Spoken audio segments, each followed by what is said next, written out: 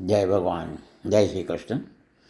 હવે આપના ઘરમાં સારા વ્યૂઝ છે, ભગવાન છે નથી, એ તમે કઈ રીતે સમજશો? તો એની 10 નિશાનીઓ છે. સૌથી પહેલાં તો તમારા ઘર આગળ જે તુલસીનો છોડ વાયો હોય એ હંમેશા લીલો રહે, તાજો રહે. એક માંગલિક નિશાની છે.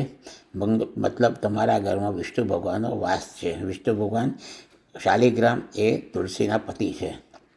બીજું, ઘરમાં ભાઈ બહેન, પતિ પત્ની, સાસુ બધા વચ્ચે ઝઘડા ન થાય અને કદાચ કંઈ બોલાચાલી થાય તો 5-10 મિનિટમાં સમાધાન થઈ જાય તો કુલદેવીની કૃપા છે એમ સમજવું.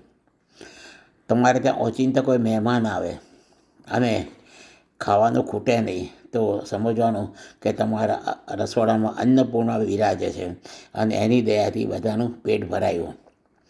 ચોથું, તમારા ઘરમાં તમને બધાને વહેલા ઉઠવાનું મન થાય, બ્રાહ્મ્ય મુહૂર્તમાં ઉઠવાનું મન થાય તો સમજવાનું કે સૂર્ય બળવાન છે અને તમે યુ આર વેરી લકી અને તમને નસીબ સાથ આપી રહ્યું છે. પાંચમી નિશાની છે કે ઘરમાં માદગી તો આવે, સ્વાભાવિક વસ્તુ છે, બહુ લાંબી ટકે નહીં અને હોસ્પિટલમાં ઢગલાબંધ ખર્ચા ન થાય તો ધન્વંતરીની દયા છે એમ સમજવાની. બરાબર છે. એટલે રોગ અને શત્રુ 6ઠ્ઠો ભાવ કુંડલીમાં છે. એ 6ઠ્ઠો ભાગ એ મંગલિક છે. ધારો કે આપણી પાસે પૈસા ઓછા છે પણ તેમ છતાં ઓછા પૈસામાં બરકતથી પ્રેમથી રહીએ તો પણ સમજવું કે તમારા પર લક્ષ્મીજીની કૃપા છે. તમારો શુક્ર પાવરફુલ છે. ઘરમાં કીડી મકોડા, વંદા, ઉંદર, લાલ કીડી એ બધું ન થાય તો સમજવું કે રાહુ અને કેતુના તમારા ઉપર પ્રકોપ નથી. સપનામાં મંદિર દેખાય, નદી દેખાય, ગાય દેખાય, દીવો દેખાય, ભગવાનનું આપણા પૂજા કરતા હોય એવું બધું સ્વપ્ન આવે, ભયાનક સ્વપ્નો ના આવે તો સમજવાનું કે તમારા પર પિતૃઓની કૃપા છે અને કુલદેવીની કૃપા છે. ઘરના દરવાજે ભિક્ષા માગવા માટે આવે, ગાયો આવે, કૂતરા આવે અને એ એમનું પેટ ભરીને જાય તો સમજવાનું કે તમારો 12મો મોક્ષનો દરવાજો ખુલ્લો છે અને તમને મોક્ષ મળશે.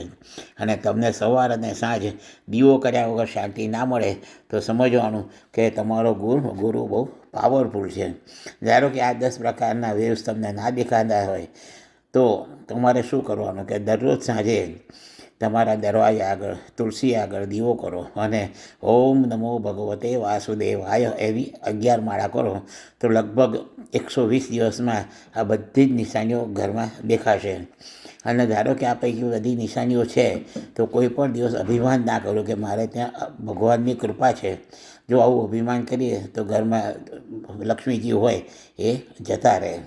બીજું, સફાઈના, દીવાના અને બધા નિયમો ચાલુ રાખવા અને હંમેશા ગરીબોને મદદ કરવી. ઓમ નમઃ શિવાય. જય ભગવાન.